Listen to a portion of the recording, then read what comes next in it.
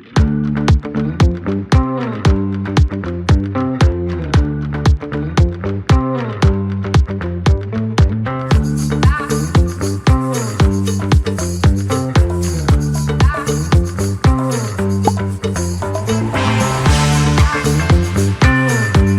Sobat Frosi, bertemu kembali di podcast Frosi. Kali ini dengan moderator saya Dr. David spesialis neurologi dari Frosi. Kali ini akan membantu untuk menjadi moderator ya pada tema fraktur dan osteoporosis. Baik, hari ini telah hadir seorang narasumber yang telah sangat pakar di bidangnya. Selamat siang Prof. Halo, selamat siang. Ya, berikut adalah Profesor Dr. Nicholas Budi Parama, PhD, spesialis ortopedi dan traumatologi konsultan FICS. Ya, baik, mungkin saya bacakan sedikit tentang CV terlebih dahulu biar kenal jadi lebih sayang ya, Prof. Ya, baik. Profesor adalah telah mendapatkan 2 gelar PhD, satu di Belanda dan satu di Gadjah Mada University Indonesia, dan saat ini sedang menjalani PhD di satu lagi universitas. Kemudian beliau juga saat ini menjadi First Vice President of APOA, jadi ini adalah organisasi ortopedi di Asia Pasifik, dan juga pernah menjadi mantan ketua Frosi. Sebagai tambahan, Prof telah pernah menjadi presiden di 3 organisasi bergengsi internasional di periode bersamaan dari tahun 2019 sampai 2022.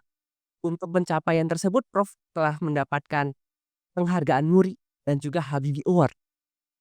Kemudian Prof juga telah pernah menjadi satu dari 12 orang di dunia yang membawakan kuliah atau pemaparan ya dalam Effort Michael Freeman Honorary Lecture. Terakhir di tahun 2024 ini Prof juga menjadi satu dari 11 orang di Indonesia yang mendapatkan penghargaan sebagai Ministry of Health Award for Exemplary Healthcare Professionals in the Excellent category. Ya, sangat banyak sekali untuk pencapaian beliau dan itu perlu kita ikuti ya untuk belajar terus-terusan ya mengenai bek medis dan sebagainya. Baik, kita langsung saja ke materi. Apa kabar Prof, sehat? Alhamdulillah baik-baik sehat. Baik Prof. Ya, jadi hari ini kita akan membahas sedikit mengenai patah tulang akibat osteoporosis ya. Mungkin sebelum kita masuk ke topik yang lebih hot ya, kita akan mulai terlebih dahulu untuk, sobat Ferosi sekalian yang belum mengetahui tentang patah tulang dan osteoporosis. Tadi kita sempat bicara-bicara sedikit ya Prof ya, bahwa patah tulang itu banyak. Bahkan kalau misalnya kita dari lantai 20 aja patah tulang pasti, ya. Nah itu menarik ya, jadi patah tulang itu, ya tulang walaupun ini organ yang kuat, ternyata bisa patah, ya. Cuma kalau patah yang sifatnya jatuh dari ketinggian, ya itu jelas ya, itu patah. Tapi ada juga patah tulang yang gak unik, misalnya ada yang terpeleset. Terpeleset aja gitu ya. Ada yang sehat-sehat aja tapi ada yang terpeleset, nyeri banget sampai patah tulang dan itu mungkin ada orang yang mengatakan, "Kali osteoporosis kali ya?" Nah mungkin kita hendak bertanya pada Prof, apa yang dimaksud dengan patah tulang akibat osteoporosis, Prof? Ya, terima kasih David. Jadi kita tahu bahwa orang nanti saya akan, kasih tahu misalnya apa penyebabnya. Osteoporosis adalah yang semua mungkin awam juga tahu adalah kekeroposan tulang gitu. Nah, terjadi patah tulang pada osteoporosis yang disebut namanya fragility fractures. Fragile fractures ini, kenapa menjadi suatu masalah di dunia? Oleh karena sering disebut juga namanya silent disease. Jadi, pasien-pasien atau ibu-ibu atau yang lain-lain yang udah mulai tua atau apa dan tidak mengetahui ada apa-apa, tetapi kemudian tiba-tiba tulangnya pecah atau dengan kesentuh sedikit saja tulang retak. Jadi dengan saking kuat daripada, mobilitas totalitas ini tanpa sebelum diketahui oleh pasien gitu. Oh, cukup menarik sekali ya ini ya. Berarti bisa aja orang nggak tahu, terus kita tidak pernah tahu ya pernah mengalami kecelakaan lah atau Mhm. bahkan tadi tersentuh aja bisa patah ya, Prof, ya? Iya. Oh, baik. Kira-kira apa aja faktor-faktor yang perlu Sobat Terosit ketahui nih? Kira-kira apakah saya udah mulai rentan, mulai agak-agak tulangnya agak keropos tuh, Prof? Ya, David. Jadi paling penting adalah kita mengetahui ya bahwa apa risikonya, oke? Nah, risiko itu kita dapat membagi risiko faktor risiko utamanya ya. Nah, itu ada yang dapat dimodifikasi, ada yang tidak dapat dimodifikasi. Misalnya ya tuh misalnya yang dimodifikasi nih, jadi, penyerapan nutrisi yang tidak, memadai, nanti kan ada dokter gizi juga akan cerita, kurangnya aktivitas, fisik dan risiko jatuh, nah nanti, dokter Isa akan menceritakannya mengenai itu. Kemudian penurunan berat badan, merokok, konsumsi alkohol, polusi udara, itu juga salah satu ya menyebabkan stres. Kayak lihat ini, Dokter David stres gitu. Jadi satu, kemudian ada lagi yang risiko utama yang tidak dapat dimodifikasi. Apa misalnya? Jatuh, gimana orang mau modifikasi jatuh? Hanya kita harus protect. Kemudian ada usia lanjut, ya toh? Jenis kelamin sangat berpengaruh lebih banyak kepada perempuan. Kemudian ada juga dengan, latar belakang etnis, ya, jadi pada orang Caucasian lebih banyak daripada orang Asia. Dan ada kalau apabila sudah pernah terjadi fraktur oleh karena osteoporosis, kans untuk patah lagi akan lebih besar. Nah, itu kurang lebih, salah satunya dan juga ada, apa namanya, riwayat keluarga. Itu salah satu pengaruh. Jadi kita mesti tahu kalau neneknya, ibunya ada, hati-hati kan begitu. Kita lebih baik lebih awal untuk melakukan tes. Kemudian ada yang disebut namanya penyebab sekunder osteoporosis. Nah, itu bisa banyak akibat obat-obatan. Misalnya golongan, steroid atau prednisone jangka panjang, seperti orang-orang dengan autoimun ya, osteoporosis. Kemudian juga ada misalnya dengan, penyakit, hipogonadism, terus kemudian juga penyakit kronis hati misalnya kurang lebih gitu. IgM, penyakit ginjal. Oh, berarti sangat banyak ya ini ya, penyakit ginjal, diabetes itu kan saat ini sudah banyak ya di bukan hanya di dunia dan di Indonesia juga banyak. Itu ternyata faktor risiko juga ya, Prof? Salah satu faktor risiko ya. Ya, Prof. Ada beberapa sobat Perosi yang juga bertanya, kalau tadi ada mengatakan faktor usia dan jenis kelamin seperti itu ya, Prof, ya. Sekarang kalau untuk osteoporosis ini apakah memang fokus di orang tua saja atau usia muda juga itu sudah mulai harus diperhatikan, Prof? Pertanyaannya cukup baik ya, bahwa sekarang ini, kita mesti tahu, mungkin tadi dokter, Trisha sudah pernah bercerita bahwa kita kadang-kadang karena saya bilang tadi itu silent disease, so we have sometimes if you are above 45 atau apa, lebih baik untuk melakukan pemeriksaan osteoporosis. Oke, pertanyaannya apakah bisa terjadi pada orang dengan usia muda? Udah pasti bisa kan itu. Makanya dan juga mengkonsumsi kalsium, konsumsi vitamin D3.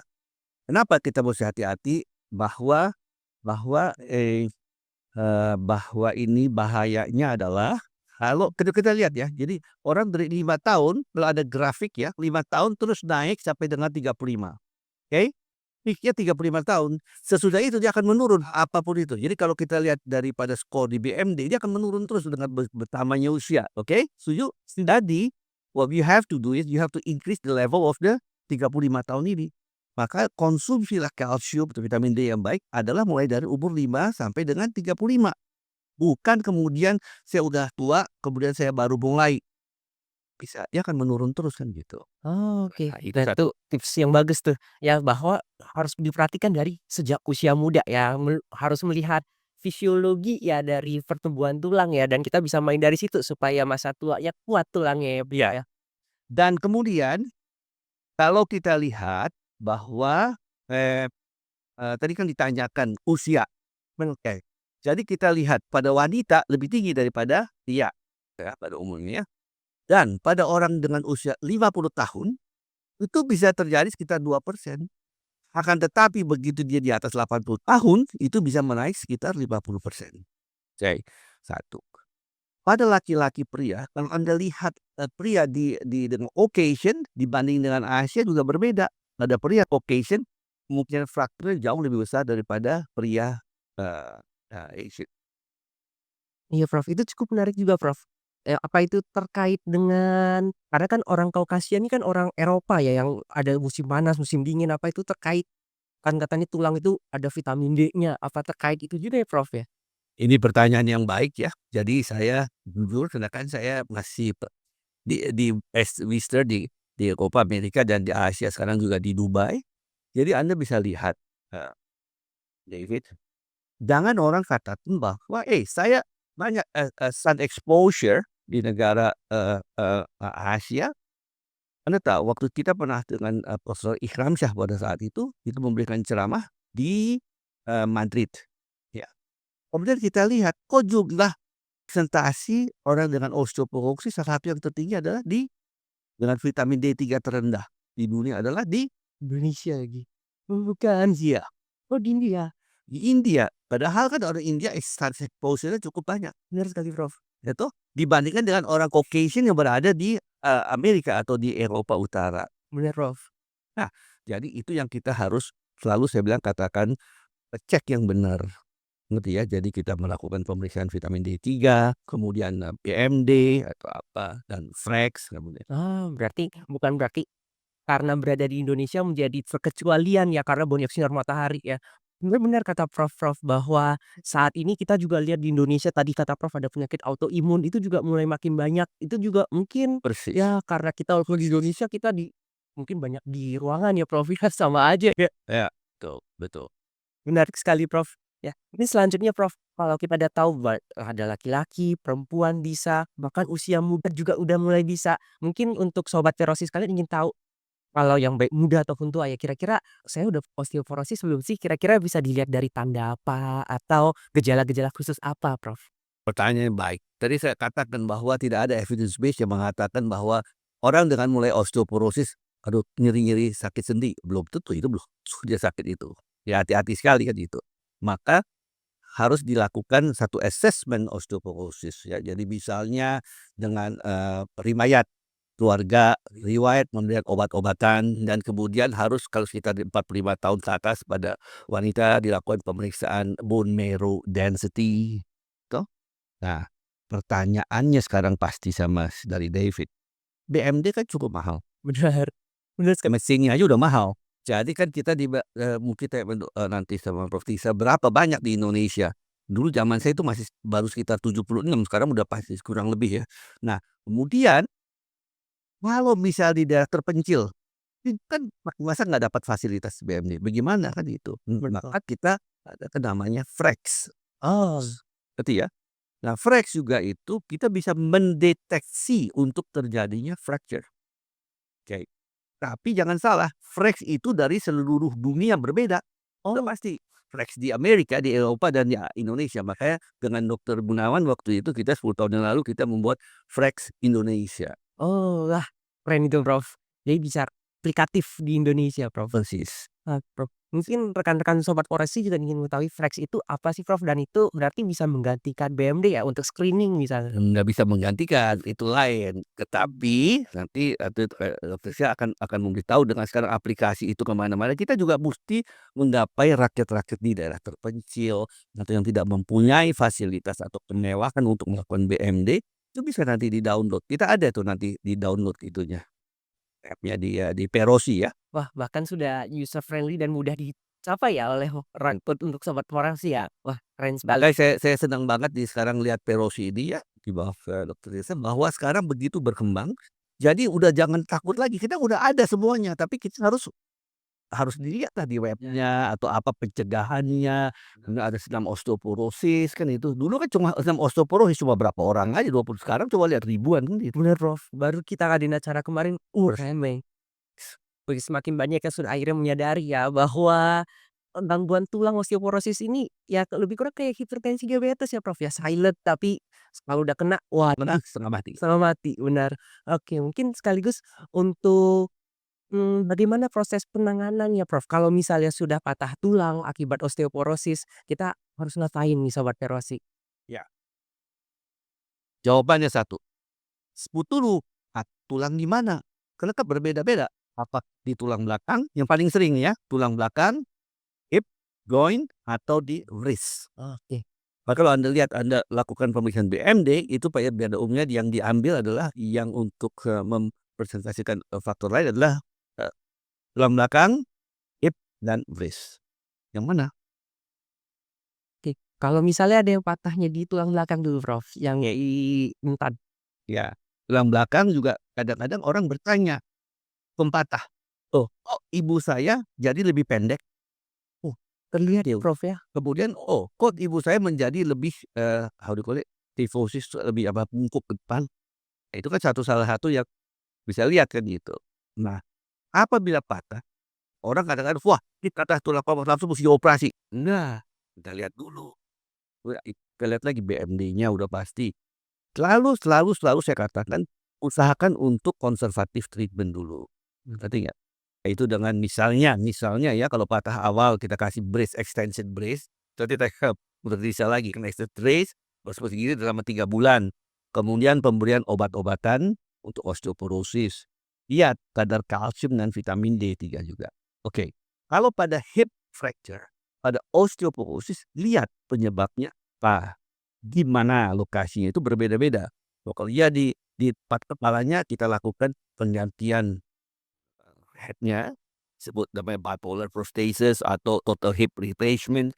Sementara kalau dia lebih ke bawah daripada itu atas, kita bisa melakukan dengan pemasangan pen.